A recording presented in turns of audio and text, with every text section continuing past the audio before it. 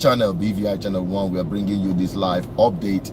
Today is 2nd of March 2026, and today, you know, every Monday the routine for the past 5 years or thereabout, the Monday sit at home, and then order by Soludo to bring to an end this Monday sit at home. And we've been bringing you live update, what it looks like, the compliance level, what government is doing about it, and to make matters worse as it is today, because that is what we are bringing to you right now, the demolition of main market. Some people are calling it wrong timing, while some people are indifferent about what Soludo did, and some ultimately support what Soludo is doing with respect to the demolition of main market. Now, that main market demolition, I brought it to you live yesterday, and today we'll be going back there and also covering other parts of Onitsha as we used to. Okay, people are now saying with what they saw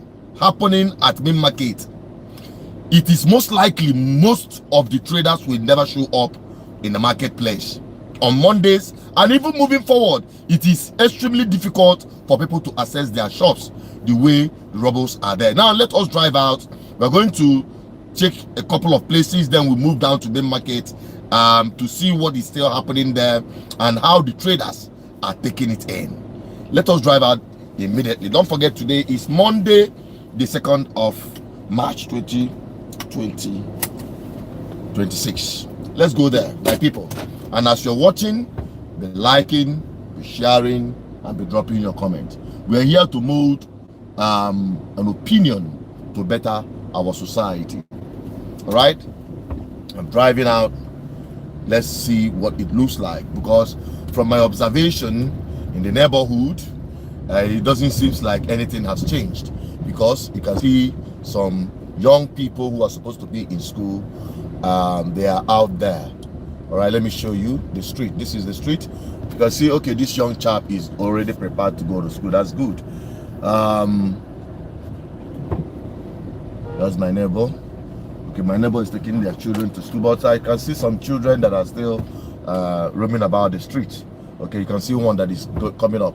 That one no go school. So it is parents actually who decides whether or not their children will go to school. Okay, and I can tell you generally that most of the parents did not take or allow their children to go to school.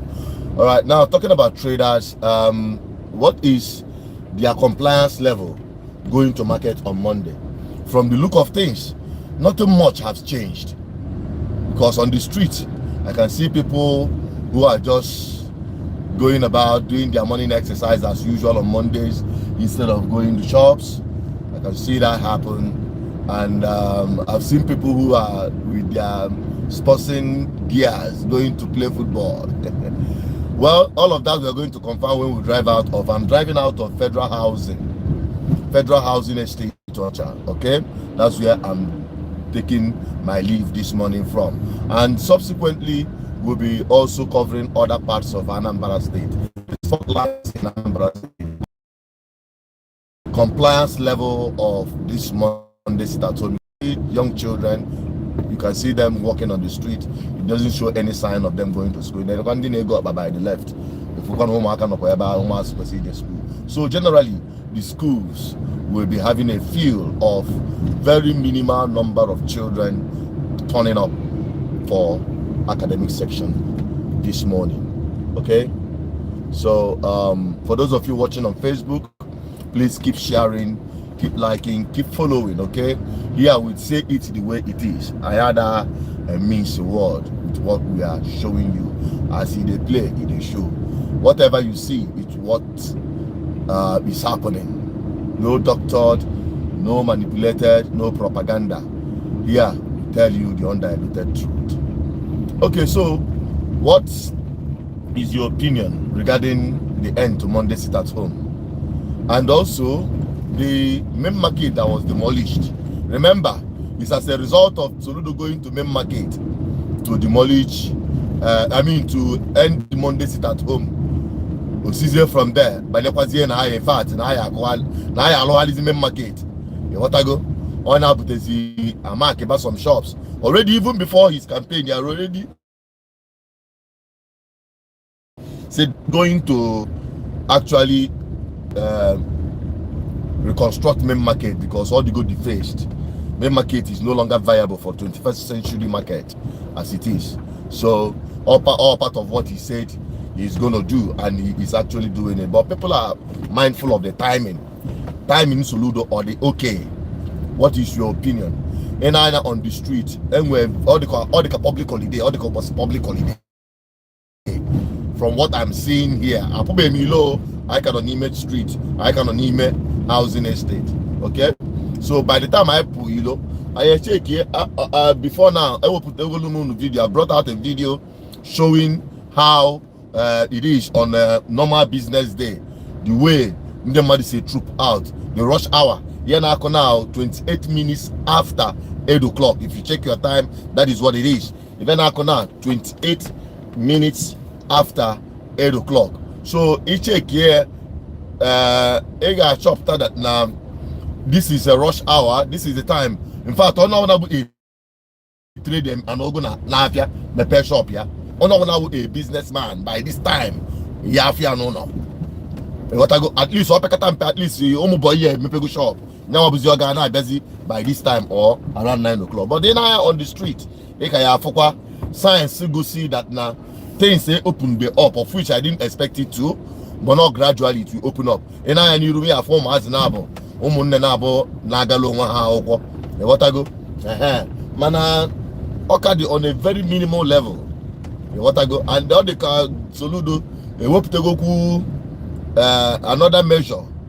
What I go for Omaka parents if I refuse to come to school, because I know now when parents say Omaka Gaba school or Bojo Mazi school, they will not say no, that they are sitting at home. That is one thing I'm sure of. So I think that Soludo say now, from what I heard, which I've already reported here before now, that on them we are now school on Monday.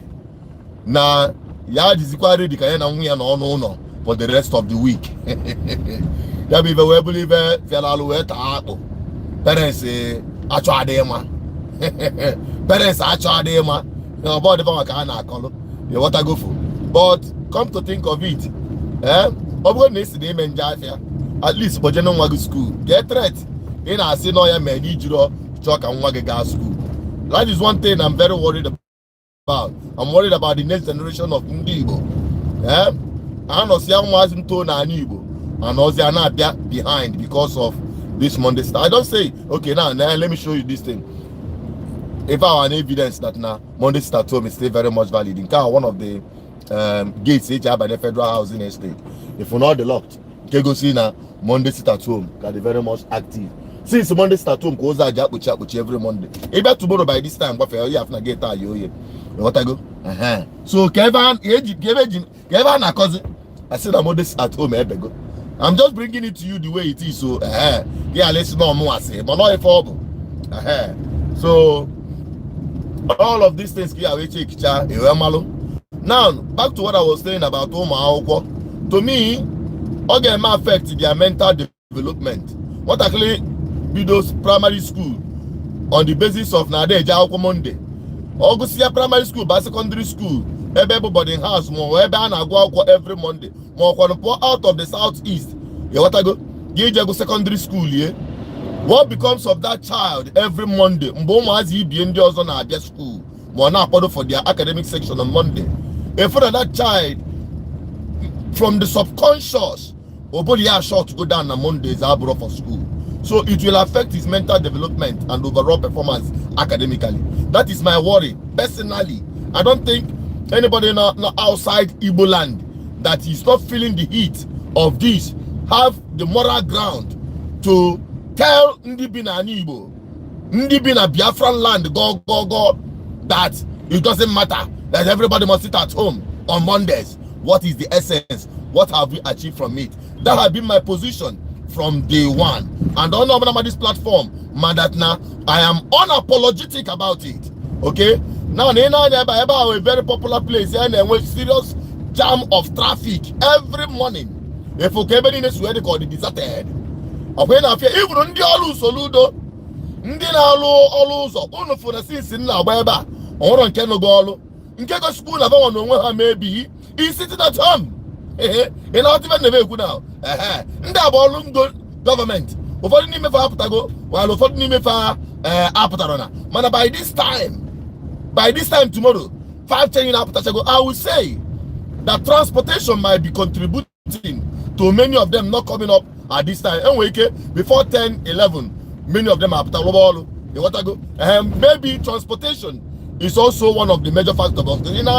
If them were limited transportation now one also, unlike the normal business day. Even now for Canada, always going to get a coup to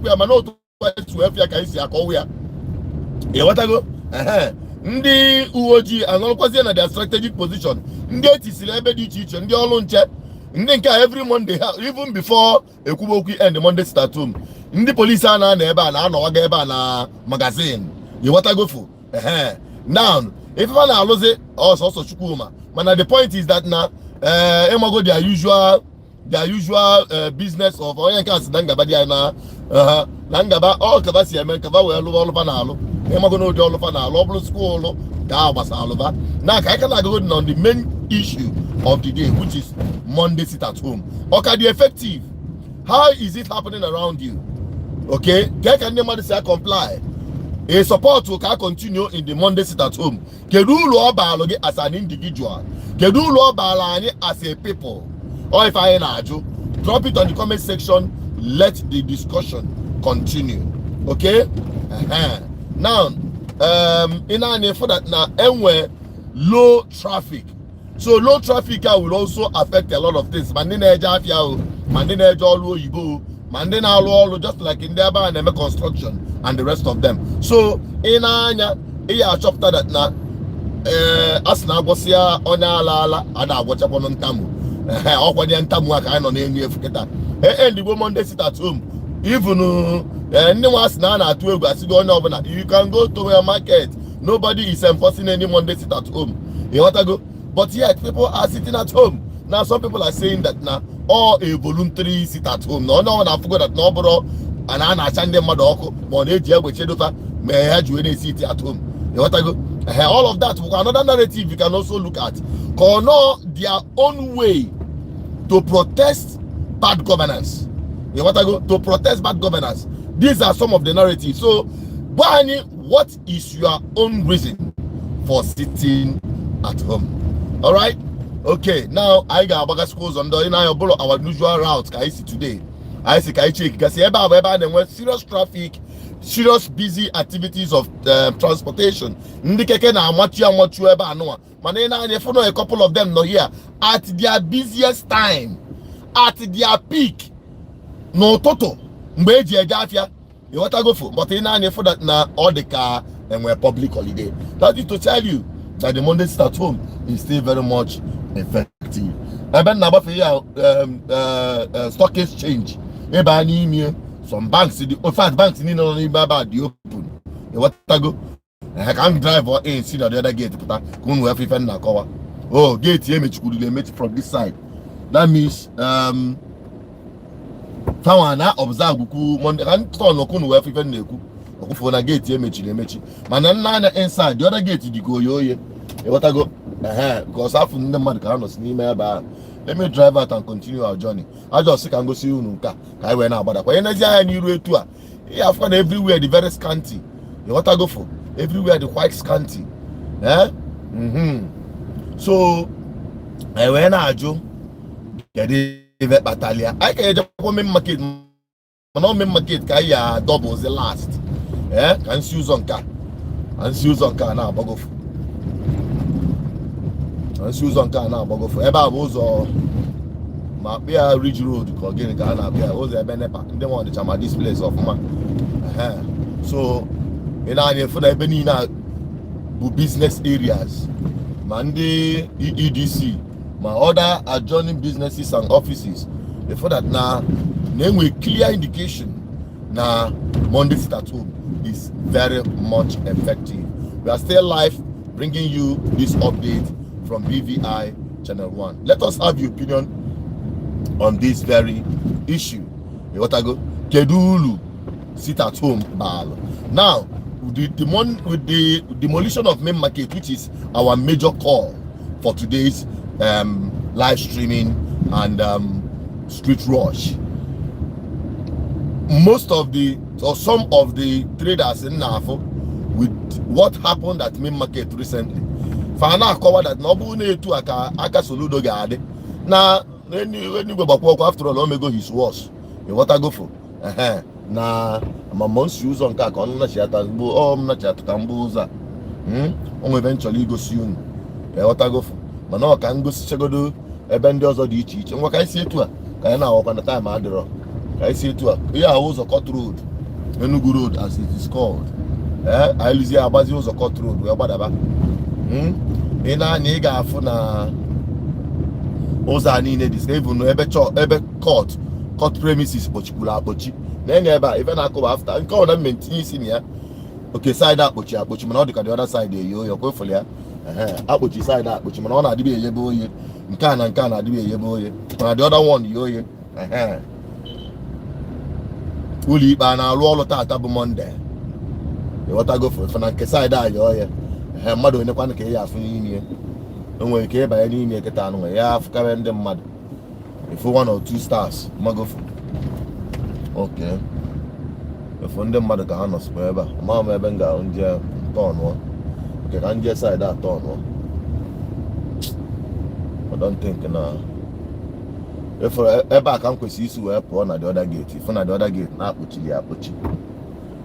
Not put you the other gate. But I'm not from the lawyer. The lawyer na Fabia. I'm not from the lawyer na Jikwa saying if over Kavaku. So one thing to give any nigga, they were normal.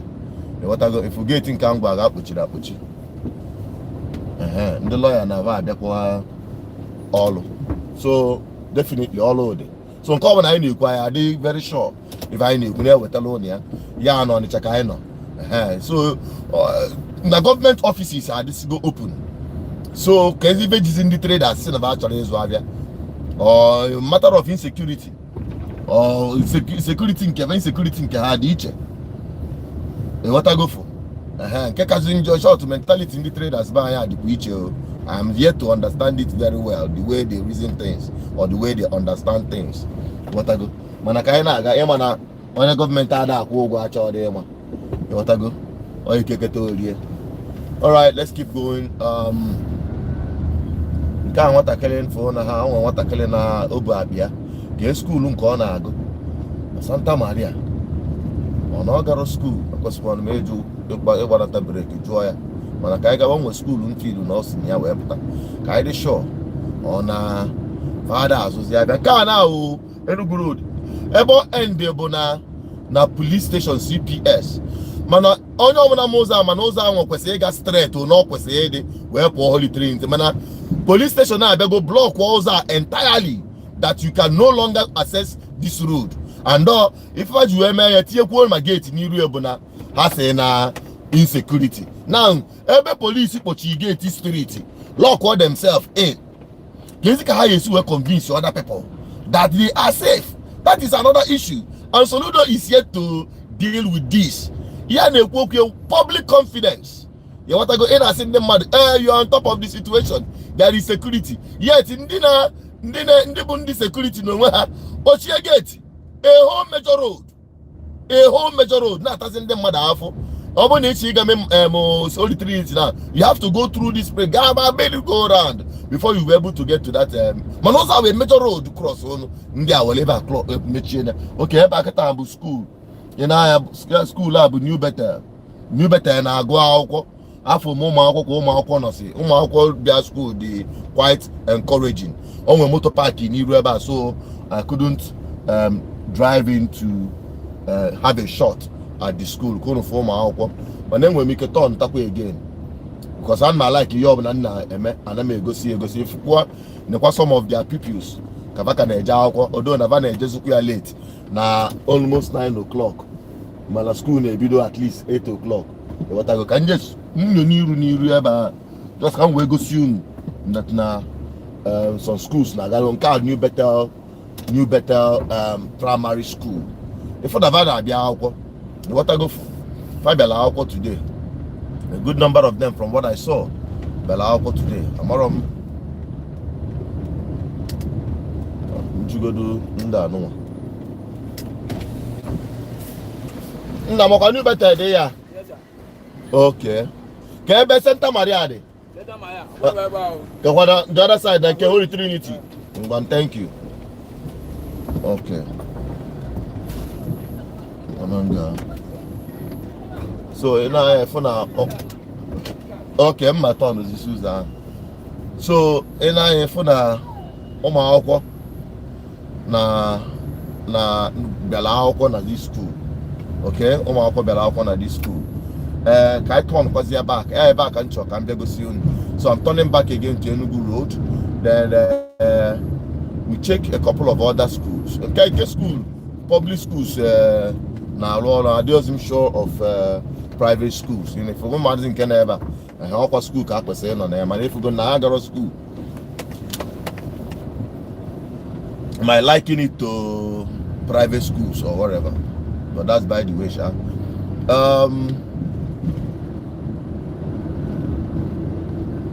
Ebe anyị nọkịta bụ Enugu Road.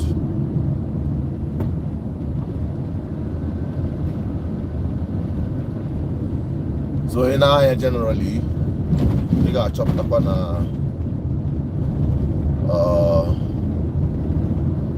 if anyone goes to where they go see na ndị mmadụ apụta kebero si na ana eje abịa mana ndị na-apụtakwa na-apụta mana most of the people na-apụta quite late. We are still bringing you this live update from BVI channel 1. Ndị na-enene na Facebook, we appreciate you. Sam Chidi and the rest of them, we appreciate you. Please keep sharing, keep liking, keep following. If you've not subscribed on our YouTube channel, please do so. Give us thumbs up if what we're doing is really adding value. If you believe what we're doing is really adding value. So we are heading up DMGS roundabout. And then normally at this time will rush hour. And in the local government traffic agency now I'm not here by this time. Back and back at traffic in Azu Jim. And then I for that traffic is very low. Traffic is very low. What I go? Now I find traffic is very low. Go see na Monday start home. Even in this security and the post and all that. I'm like repost for other places, make a demolition. But yet, one can make one knock and mad up on the traffic without any person in name enforce. Bus driver. Unlike in the nature, bus drivers. That will be a good thing anyway. That's what it's encouraging. Okay, so even Noketa Boka Road and now drive is upward. And I from here now and I forget about All Saints Primary School. And from the look of things, na agaro nwa ha akwụkwọ. You want to go? After ụmụ akwụkwọ no iru gate fa.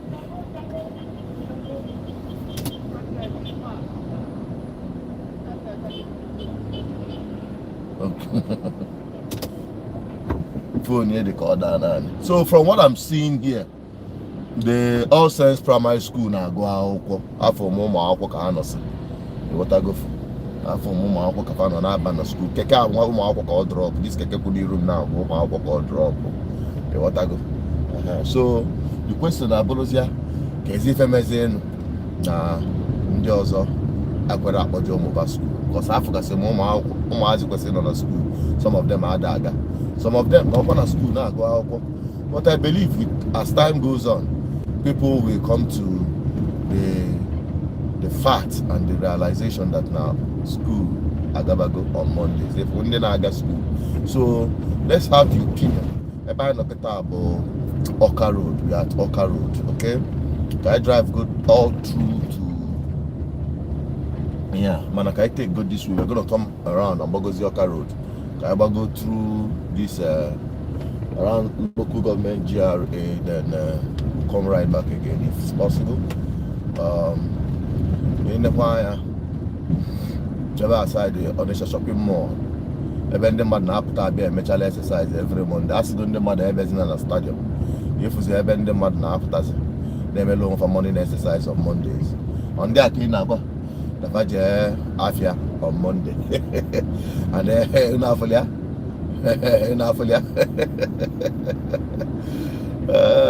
So that is it, my people. That is what it is. The man just whooped the room after Monday. Well, and now relax. You take on that kind of stuff after Monday. After Monday. Now that little na Basha Kishan. You know, for going here, can't you government lodge? Go. Can't you be Soludo Cavabia? If I don't room Kitabu, Anambra State Government House, Government Lodge, getting on for deputy governor, I think so. So, a drive car around here. Yeah, I've got a couple of schools not quite here. Here, I think private schools. I'm on Mahanago because I'm a high wall fence and all of those things. So I can't really say for sure. Mahanago, both Mahanago and Bahanago, yeah, because I'm a very high wall fence. But I think class is here. Focus squawk. Some teachers around there. That's what I see from outside. Another primary school. Doors yeah you go here.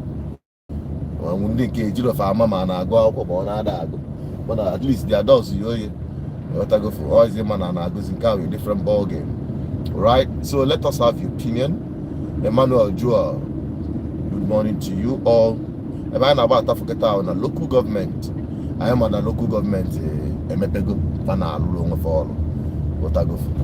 Local government, now, for I alone at GRB, I turn all around. Now, because the Bago Road, but other couple of places then head there. But Bago, Bada Arch and the straight. Okay?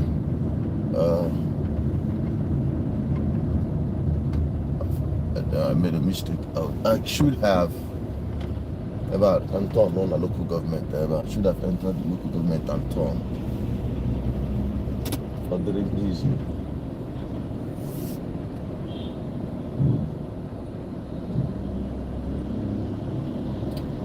Oh my God. So everybody kind of want nature. I need to go see what is happening around town.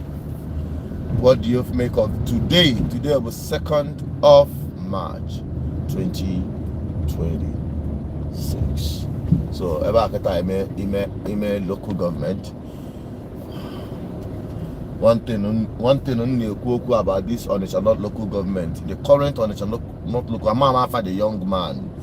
What I go man, the young man from Yonalo on the streets. The guy, my phone name, not intentional. And the case where the look is more organized than before.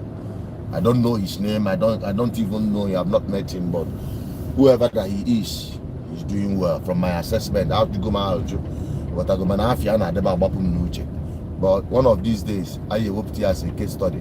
Yeah, about it not. If one and all way, but you want trickle in, and the time is about 15 minutes after 8 o'clock, which is 10 minutes to 9 o'clock. All right, I think we will head down to Ochanja. I am also my alma mater through Okos.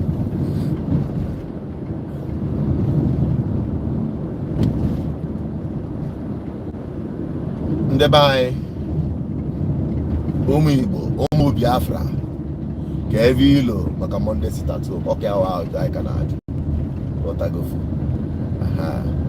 I am at that now.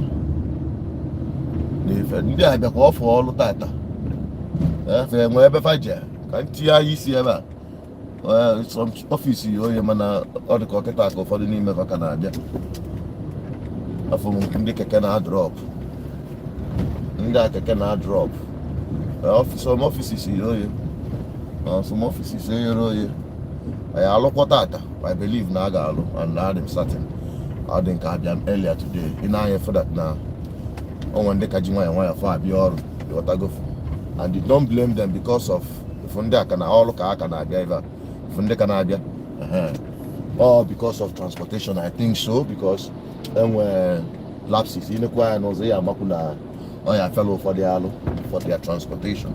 But nevertheless, gradually, I don't expect it to boom all of a sudden when Soludo say I expect. Give you bam. Okay, we're not top it. It may take you 5 years to establish. Okay, take quite a longer time. to dismantle. And our people can na gabala new Cabos when can different in a man, cows when guide your guy and but that is by the way. If I do cook here today, bro, this Monday sit at home and the Afia Soludo Kedivilo. Because traders in a powerful. If I walk out Coleva, Makachika Nagwage, we are not taking it very lightly. You wanna go? Okay, of course, Pussy, a lot of people say, Soludo may go your worst. What else will you do? Yeah?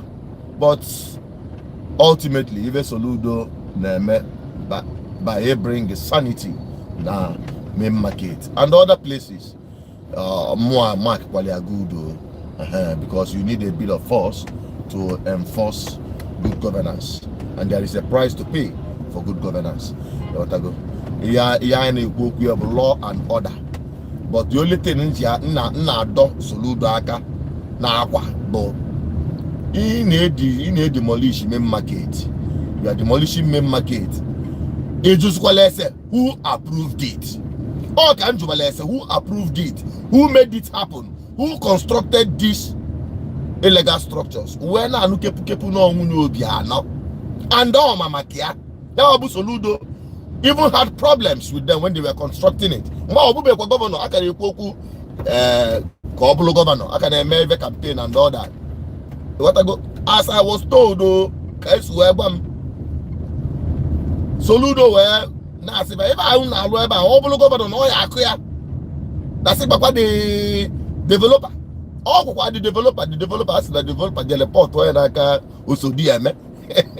Osodi eme even ni mela Anambra State. You know Obiano. What I go for?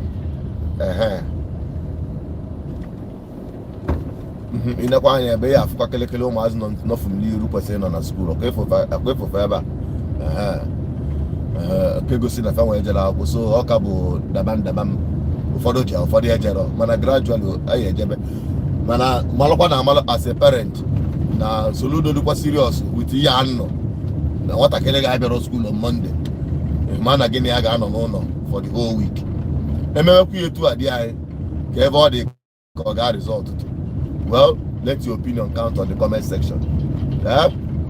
So back to our major issue for today about main market yako. Because there about BC Sabunte, Anambra State, and there about the traders.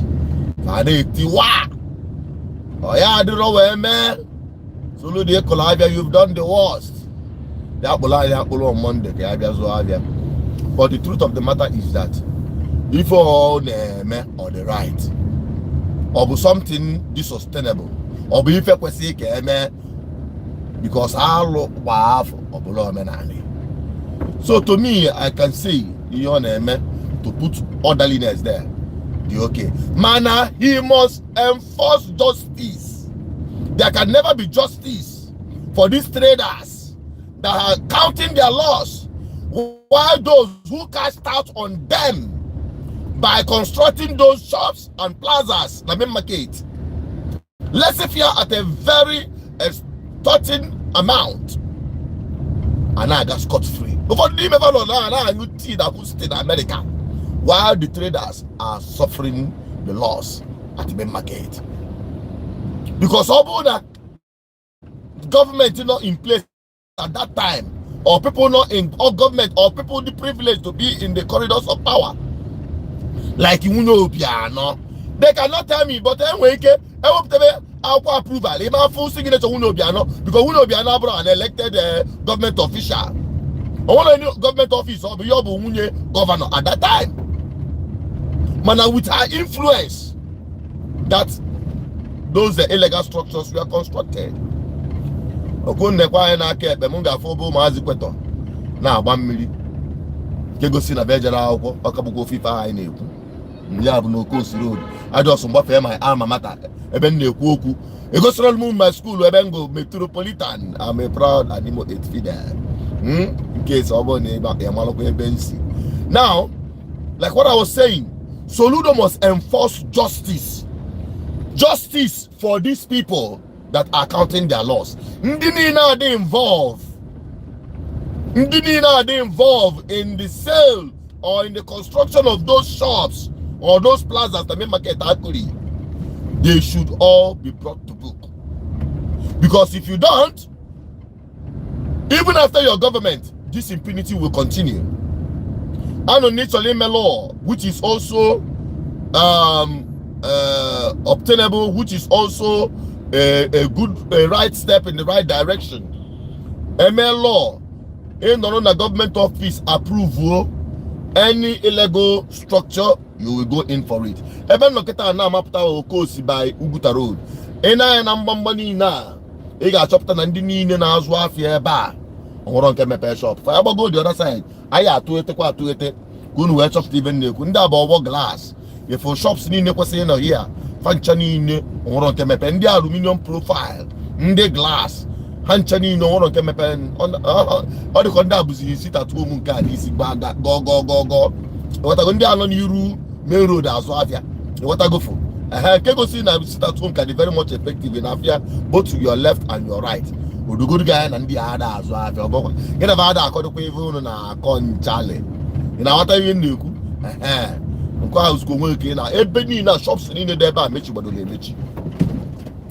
Keke ebe na aga kan we man kan si azelo on a trucker. No za kan cholis. In I'm turning around, if shops you know here, if from my left and my right, when I hear all throughout all the shops, Monday sit at home is very much effective. But very much effective, very much effective. Good enough here. The market is city at home. Soludo you because them and a car run your own shop, or run the market, or don't like market. Everywhere overriding power. Now the traders now on the street, they are all shut down. How do we handle that? Now all a question government has to do with raising the confidence. Oh yeah, I'll go see that in our new Kuma here. Go soon that police station. Go soon that police station go see now. Obo that na the government go see, government institution go see that now they are up and running. They can raise the confidence of people that now they are safe, that they can come out and trade.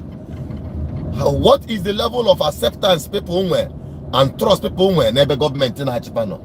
That is one thing Soludo have to work on. What I go for, it's not just all about having power. Yes, you can have power to do anything, but the bottom line is Obo Niburu a leader without followership. Now, if you mechi, and that's what I did. What I go for? If I get a man towards Menas, the Menas road can not get an hour for Menas. What I go for? If you ever need the deserted on a normal business day, motor park, left and right.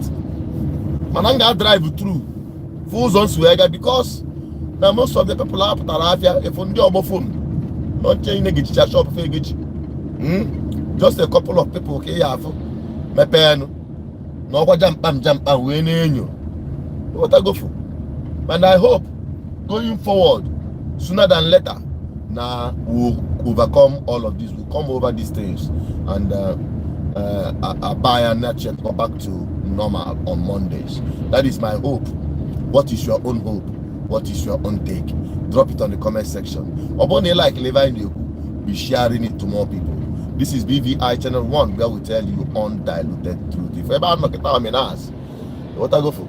Nimena sa ni ne hancha ni ne okono na kajumwa nwa leta okana agbafa ngana asikwa na na azu afia Monday ginka na azu afia no na just wake up. Well, that is the people's opinion. Ndị na azu afia na 8 main road ndị nke a bụ another different disaster.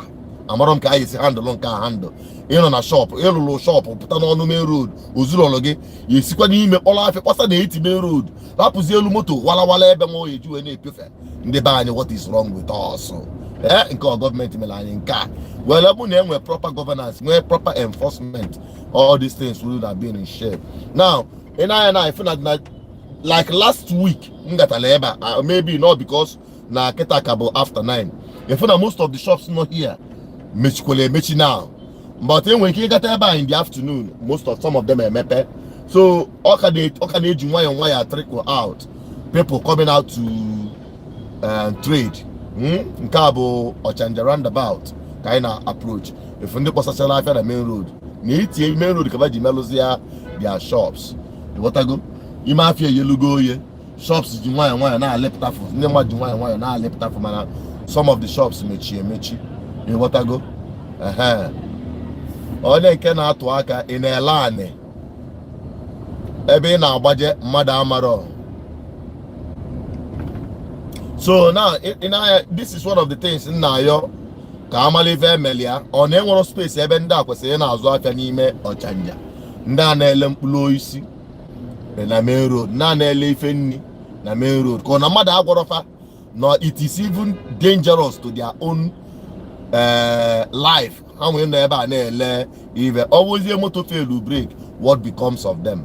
What I go? Ndi na enforce so ndi olu Soludo kwesi na enforce so orderliness here, especially control this traffic. If na fa no lolo and due to na fa no lolo, if can dem see jump traffic left, right and center. I be aside ndi nka na eba. All the kwaka or the to go small shops mepe to go one na these plazas, unlike before. Report to this place almost every shop mechi, but now 1 or 2 or 3 can fully open, showing that now wire or age wire now top it. And a majority of them can be locked, as you can see. So I'll be driving straight down to Uweka Road, see a connect is here side the main road. The other time I be on Monday, I got side the Sokoto Road, Niger Street, and the rest of them. I have to call it. This time, I see this angle connect back to main market. Everybody know about the table. Who's the about the main market? Who's the about the main market? Everybody know about Uweka Road. Shops in the electronics along this road. Most of them mechi. The water go. Shops ni ne disi eba ni ne mechi. Dina azo afia electronics. Kayana abada, kayana afu, go see ade.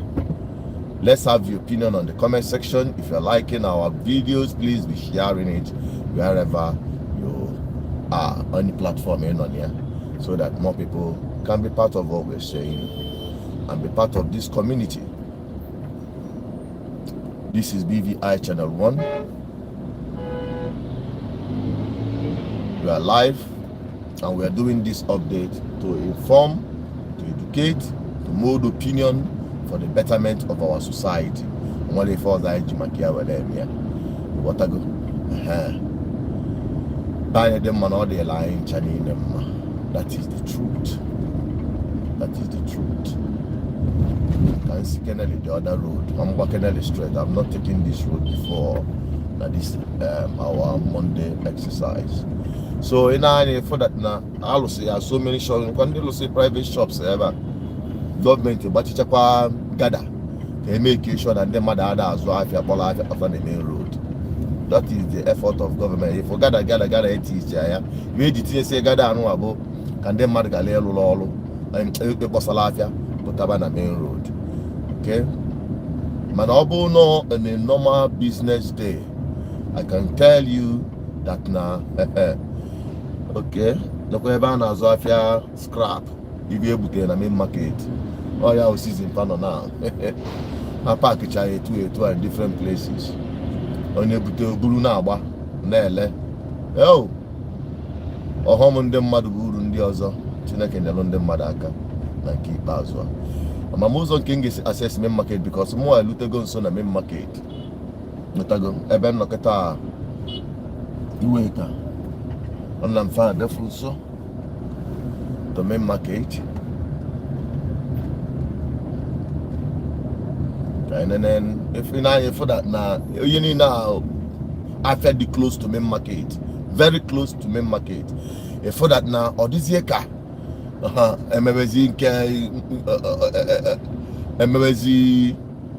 if demolition now, on our park, Colosia Pam block us here up completely. Because I think last time Eba did much better much better compared to what we're seeing now in terms of people who turn out to repair their shops. So, just my opinion, but you are looking at it and seeing it yourself. If you talk at a guy, a benga bust out in the market, and I may not have access to turn and all that can see it too, so that I'll be able to probably step down for parking where conclude this section.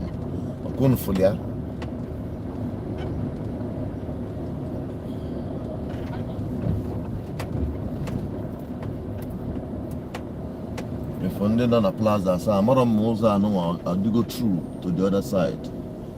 I do go through. I see go there. I see the other side. I see the other side and the show. So everybody here, if most of the plazas are not around, don't worry, didn't care. Mepe. What I go? Most of the plazas, don't worry, didn't care. Mepe. And then mother Juwan why I be na after. For the another, I'm on keneme. For the another, with uncertainty, what is actually happening? Agazu, Amanzu, Kakudi come market, KK is West. You know, so many unanswered questions.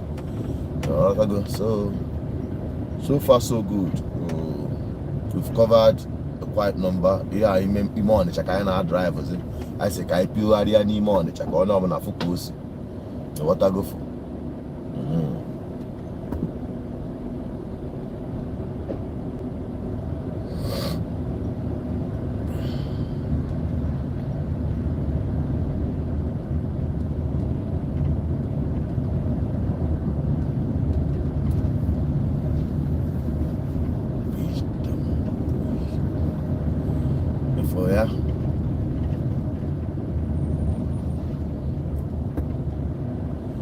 Bus to go out to Bay Road South. In the scrap, I can also go have a scrap. If I thought a car with their season. Car with their season.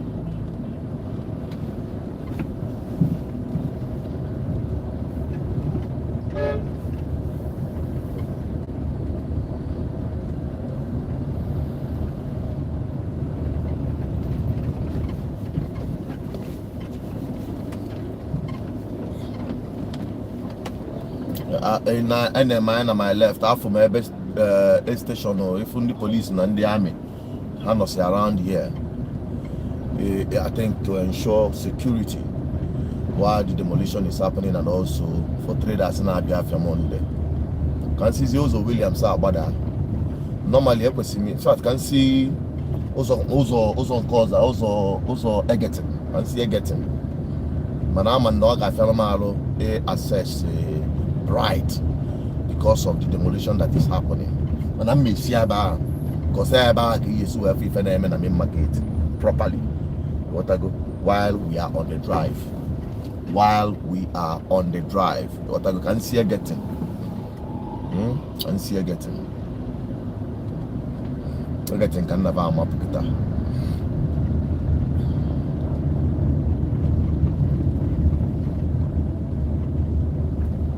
Even the number of vehicles, traffic in Fuleba yesterday in the Aluminium market, the much than even now for today was a Monday. Nyabum was so come Galeba. If on the bus, Nandi, Keke, let you see everywhere. You go see in the traffic in the much. Manaketa, if I call the clear, the bus here were public holiday. For ya, you can go see na. If I knew what the cook is, you could and then mother capuchipalo. Na Monday sit at home. Hey, well, Kabada Kaman can in the market. I know about that.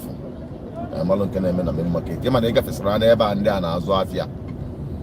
You got us run ever and down as Wafia and around this air getting. But I was here if you know Ebony, you here. Kakwan Kenda, Kakwan on your Kuchipalozo.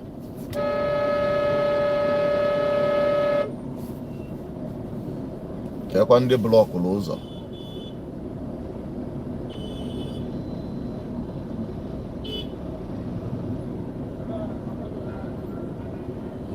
Oh, no Zagara at all, Kayamalo. troubles also now. Before we can put on the 80 main road and there's here. So no problem. Only for our course here and Abrande was life in the main road. Girls who's on Abo.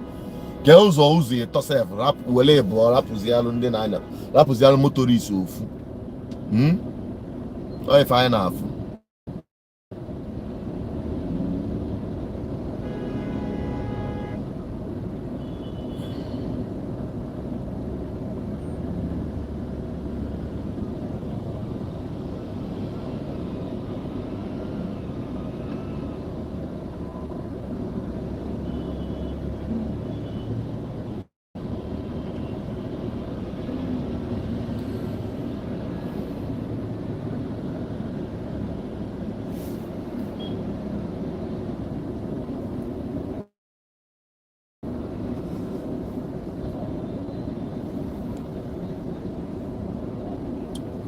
Well, now, my people, how far so good. We are still driving around Onitsha.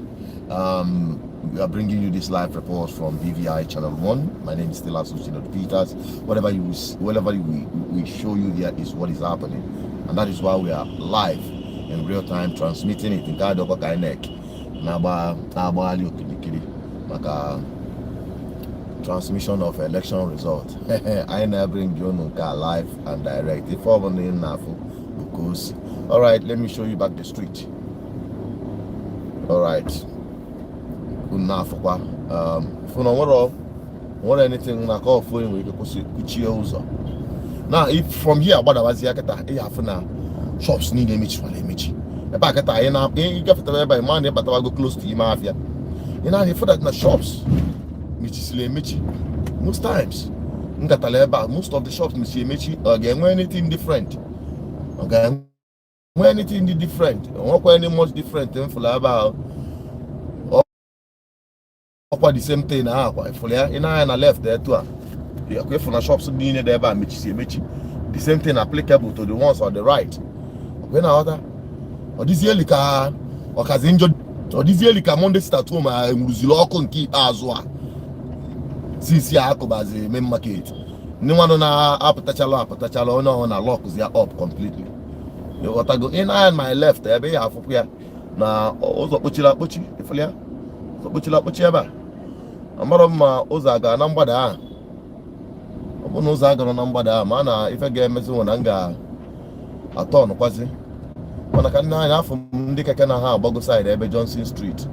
For one tank in the army, on Kendi Navy, Cardoba. What I go for? You need now we make sure that now then with proper security. And after an agapon, the after you why I trickle in. What I go for? After you why I trickle in. Now for the after you why I jafia. Here now 15 minutes after 9 o'clock. Man, I chopped that now. Now Monday sit at home, I can put the eye off your collar. And now when I didn't know we all got a metal of Afia. I'm on the fire. What I go for? But I'm telling you, Obone got up here around in 2 hours time, around 12 o'clock. The situation got a little bit different. What I go? In the Johnson Street, Lotegono. If you don't go cover Johnson Street, I don't think so. When the mother Kakweta name, Amazing the Bundafia, Amazing the Bundama. I don't know because of the demolition name. Mananga try good first. You want to go about Bright Street. You want to go for about Bright Street. Oga because of that demolition and many rule or Bogongboro main market. Man, I will know what I will take my left bus to the out through Northage. You want to go? But yeah, yeah, I find them when I get Zuzuka. Look at them. Now for yesterday and we're called it. So my find them mother if ever Hana Bia, oh Chineke Melon, the mother belly. Man, a wife when I go in Ayako, Irapa, I fiaginaba. I Chineke. Madi lose you. I'm Bobakata, a real guy. It's not good. So some places see the mark there, be na some of the shops no square here mark sila mark. Mweta on faka de wana kana go di meme market. Amaro ma side no side the car. If on the mad nwa na ba ni ma afia. Mana amaro m no uza manga nwe kan sizie etu a. Because even for nyago si na o ya afia maru. O ga afia maru. Nga afford o ga afia because o ya afia maru negotiate the other side. You can the anti out. Ebe papa ake. So in the kwa na ebe akita ya akita kwa afia. If na shops no see here mechi. When the afia jiko nwa ya bia for the no say jump am. Uncertainty, that is the language, that is the right word to use. Uncertainty. What I go uncertainty. The hammer on kegeme. They don't know. So challenge one bar for in kana abuchi and them mother akazu. They are uncertain what will become of them. And they be life back at not age. For the back to police and in new shops, mechi. Yeah. And then amaro. Mankaga in fact almost man shop you are safe because in we cater to lechi. If you not go or balaniru shop again. Te be red. Or red, you must for Bakase. Ebupie. Hey, shop again, red. Nezene bag that you wire. Can go see na Ebenebebu. Oh, then I could go about Bada. Guy, room market. Man, a manton, whoever do to get whatever you see at on around there. So that is what we saw today. Can drive all through. What I go Badaba low side the New Market Road. Where Bagobezia. Tell me what you think. Wanting to go o'clock or 1 hour I be do this live streaming, and that is so far so good. What is your take on this? Let's have your opinion. Do you support the Monday sit at home? Why? What have you benefited from it? Keruru obala ni deka mado deka nde. As an individual, what have you benefited from it?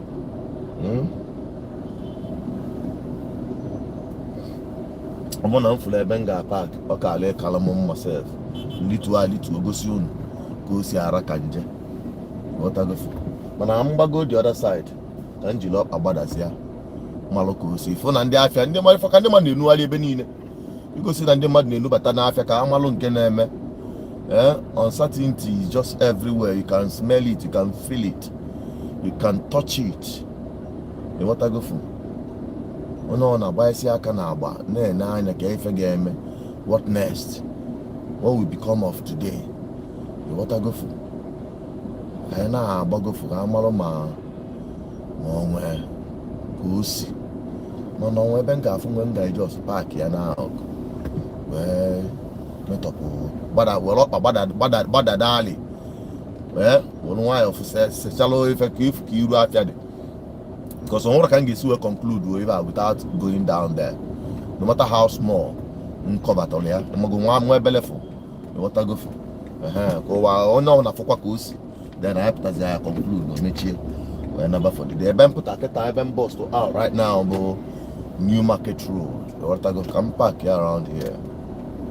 Let me just park quickly around here then. Mechaziem Tozbo.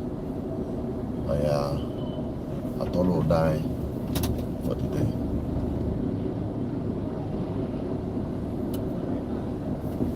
My concern one outside near the main market on the up on the scrap. Majority of them are scraps. So my people, Elutego main market, Elutego main market. I think I just in a quick one, okay? I also do up an main market. Kaifukusi. Kaifu what is happening right there. I've shown it yesterday. We're just going to bring you a quick and brief update about 5-10 minutes. It's okay. I'll come back and wrap it up, okay? So what is your take in all of the things you've heard or seen from this live interactive section? Let us go down and show you what main market looks like this morning.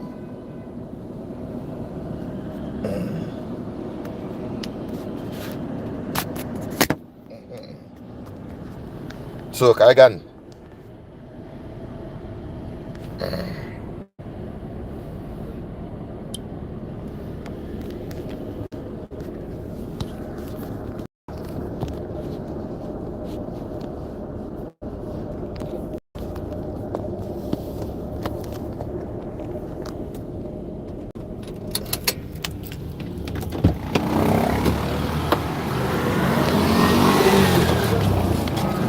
So my people can women market can focus.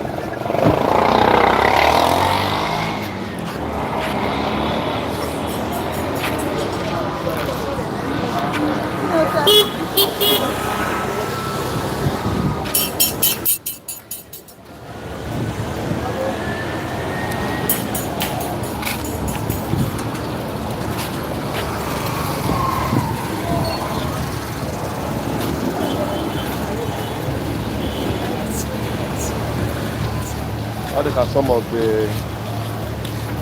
the caterpillars say you all over. Able to regular.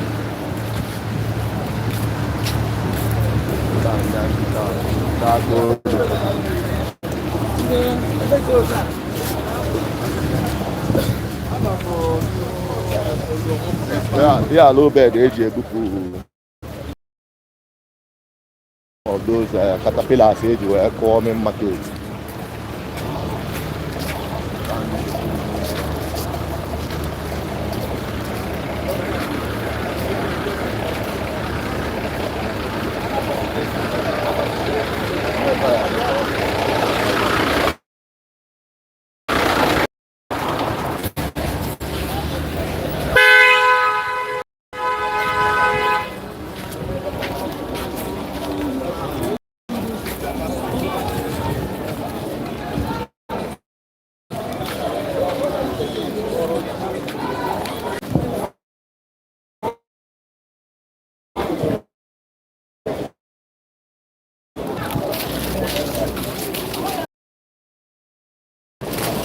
Now, of course,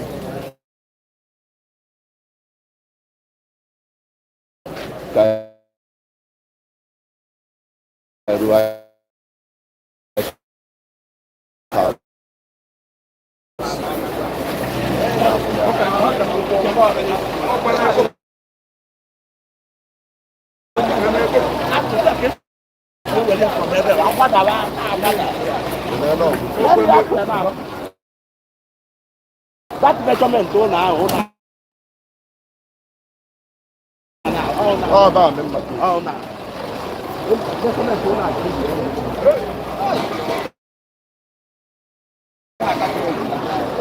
attachment need down on the wire.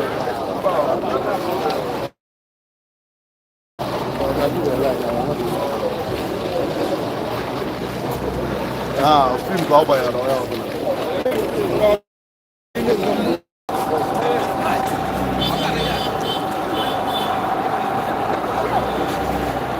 oh, you my hair, I can't use my hair. You put see you now. Oh, yeah, this week, I have to die. Okay, now.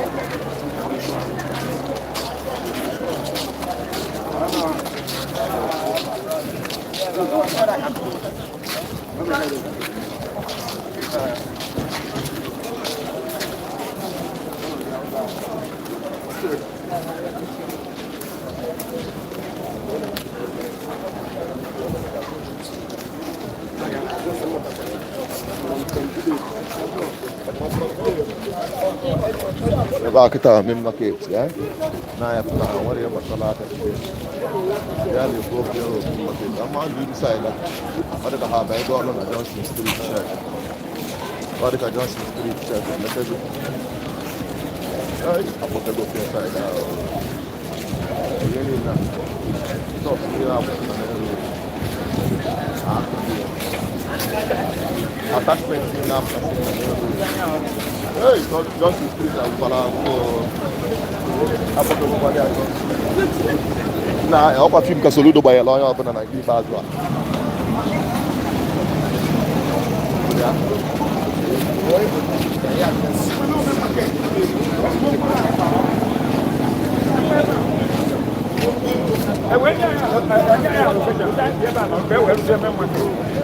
Why is it not in Vienna? I can't do it 12 by 12. How many years 12 by 10?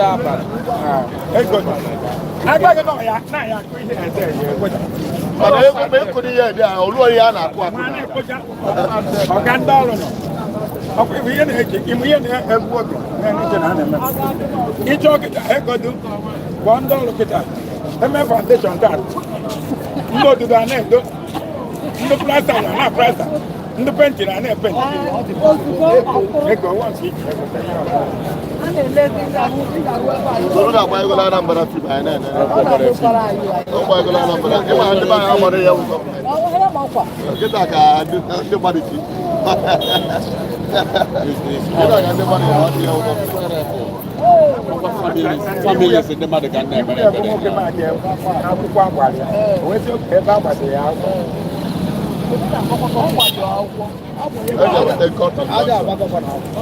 Babylon,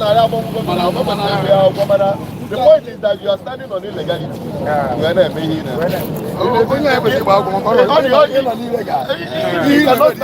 as if you want to go to equity, go with a clean hand. It's a simple thing. Because you cannot stand on illegality. It doesn't make sense. My own about my own ball, all the time. That's the time. That time. I'm never going to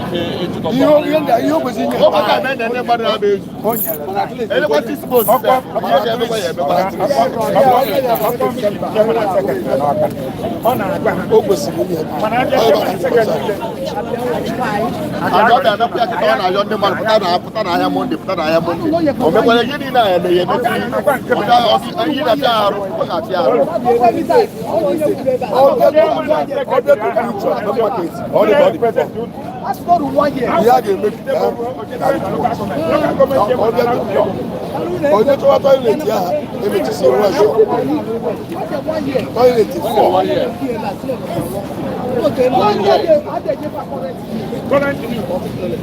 yes, now. What the fault in waking at the toilet at the same time? On our force. Yes, now. All the easy White House. All the easy all the now all the four. The office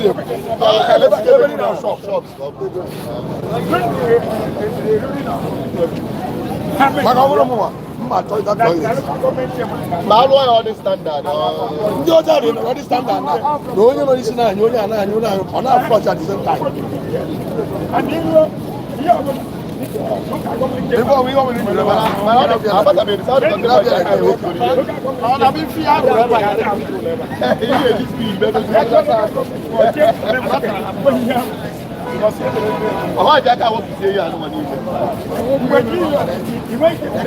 but yet, construction like one at high tension. High tension.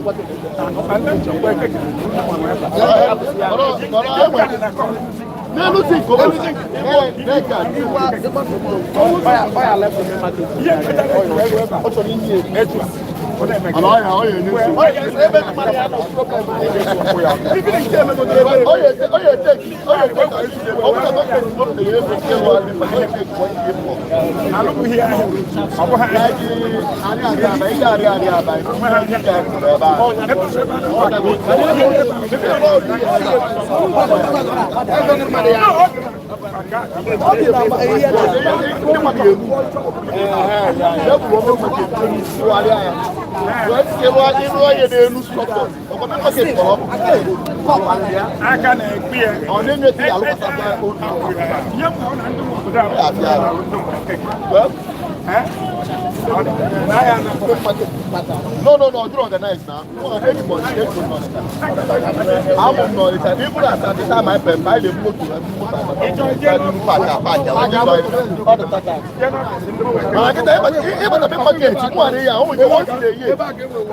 once in a year, I hardly come inside the market. I don't maybe you can go online. I don't know. Also, whenever I want,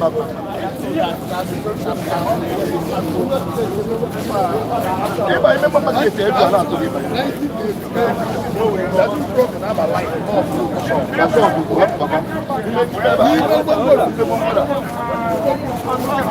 off-road and shop to a gas place. I'm there with impunity. And they didn't approve. My own problem didn't approve. Immediately approved. Like you know that you don't want to approve. All money approved. And it can't look again. These are costs now. Ordinary people. No compensation. One night I come and die in you. I'm on this right hand. I'm on market 80 to 90. We enjoy my market. We enjoy it. Why? Oh, you're like, Yeah, what's the kind of money? Kita. What in the market? how about Opia? All these are organized.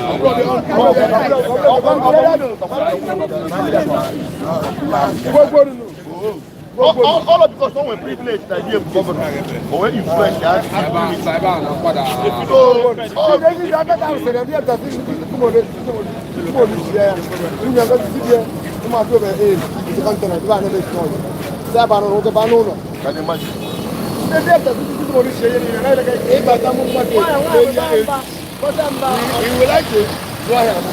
sure. You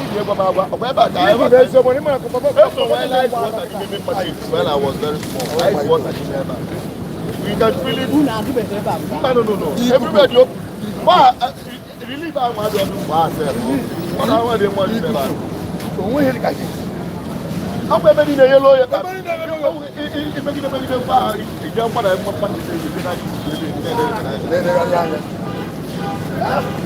what I know, check it out. About the email. Wait,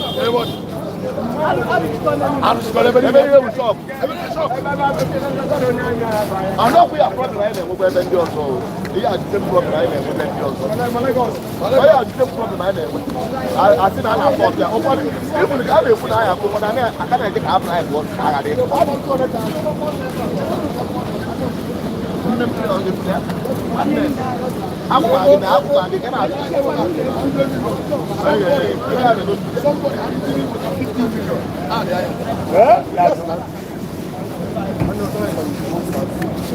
cannot have our way. But then we're fine. Don't make that.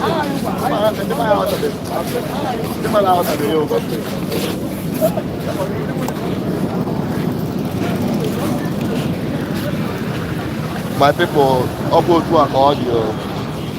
I can't remember.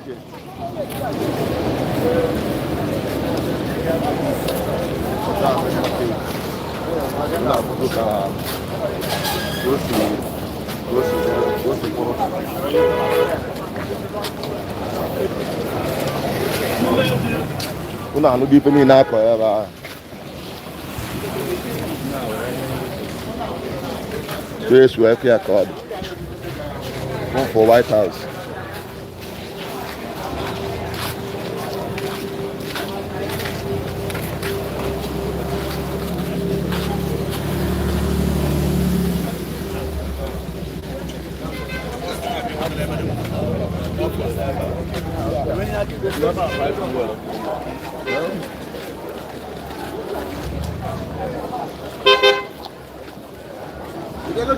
Yes. Hey!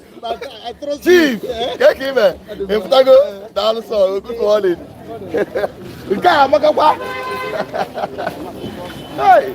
Every time I change, you go.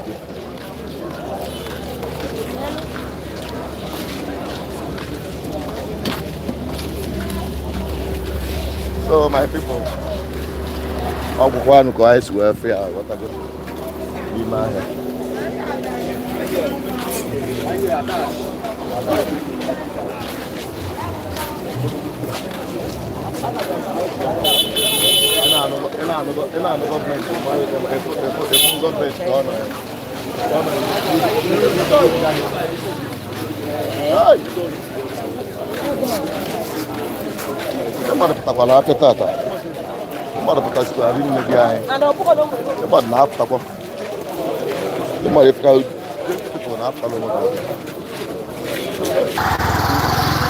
All right, my people, una fudon conclude the time I conclude this.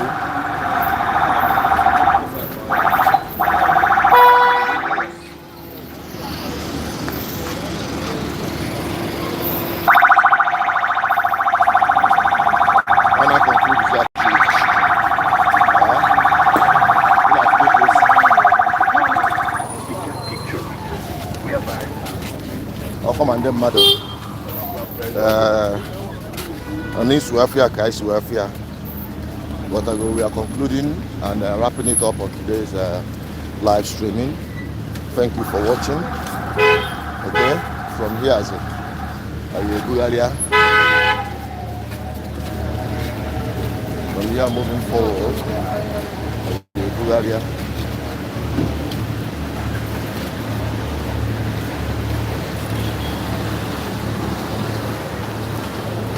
So tell me what you think. What do you think about if I go to watch your back, watch your back.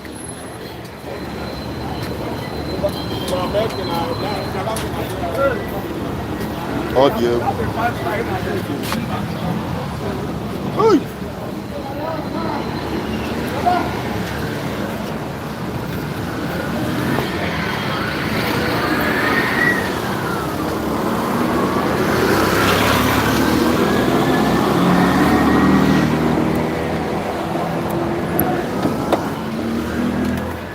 All right, people, we are back, and we'll be wrapping it up from here. All right.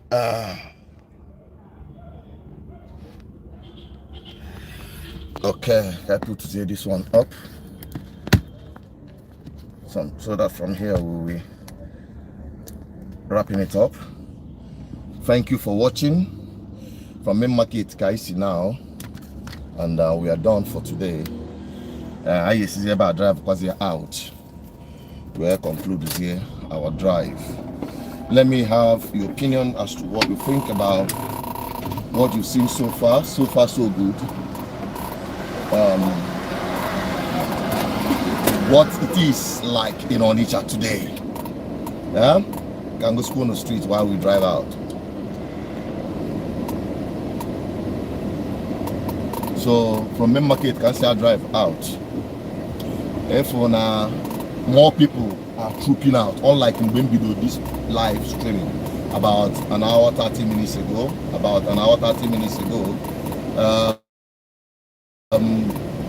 We compare with the number of people now there today. More people can troop in down to the market. Definitely. All the effect of the Monday starting over the years, but gradually we hope that now things will normalize. And this main market we better go a lot of uncertainty and the reality check for our people. What I go to see the effect and impact of governance. And our people, they feel that now due to the government on a Zolofafia, on a Kufu Goma, on a Melophank, on a Polio Workshop, and all that. Now, in this year, chapter that now government will impact on your daily life. Decision government can change everything around for you, whether for good or for bad. So that is why it's very important and very, very crucial that now everybody must be mindful of who is occupying that position or the set of people who are taking decisions. You want to go? Because when I buy an idea, me to vote, me to vote. If I would order who met, if I know Kutelo, if I know Metelo, or Canada and China. So our people must be concerned about governance of the day. They should be involved in the governance of today. You want to go? They should speak their mind, and they should stop seeing people who are serving in public office as gods or demigods. They should see them for whom they are. Public servants. Public servant. Yeah? So, up where my people. Now, you have some streets can Apochi, can Onitsha, can Central School Road. I come to one in ever go no fear negotiation for the street Apochi. Normally, you street up be open. So, government, give a main market in Mepero Street. Now, I'm bringing this to the notice of Chalengwan Bafo. Every gate on Monday should be open. I mean, if you say you are serious about opening it up. I'm telling you honestly speaking, this is not the first time I'm showing this. Even when these things are starting, I say Monday start to Monday start to. How can you convince people otherwise when the streets are short? That's what we're talking about. You know what so telling one bar for. After the month that all the street which be convinced here, yeah, the mafia. So that's what we're talking about. And I said, I told them, but no man, bubble. I don't know for circular secret. I forget being a bubble on what's Monday. I put money for what? People go to streets, common street, I bend them what to do. I put you. That's bad about it. So that part of the things I need to cope with. The other side in Kengo Saloon, police put here a whole major road. All the get to for more than 7 years.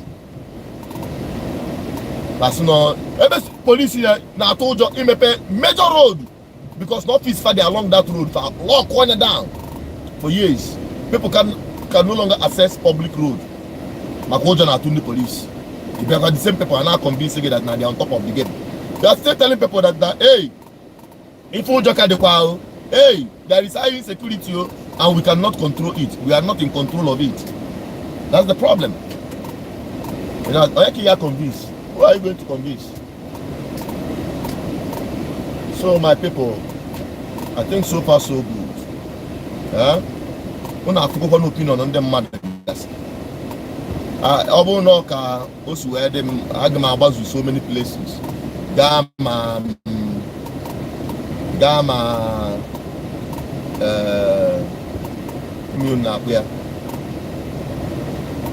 or can we blog and the rest of them. You go see soon called. My name is good enough for KGM here. And I'm on the many people I like my position about Monday start home. But many people are now that like yeah, many of them now not on the go down.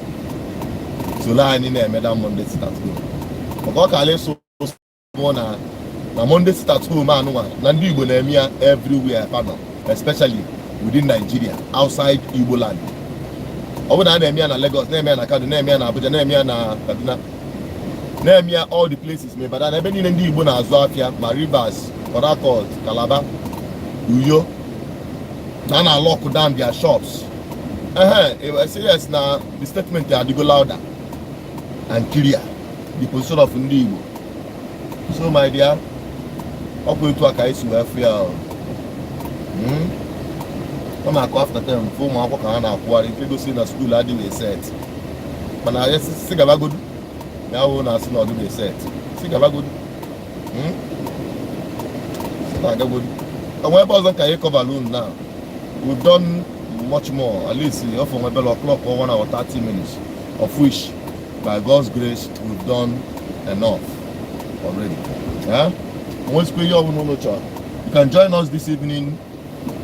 On our live, where we'll be talking about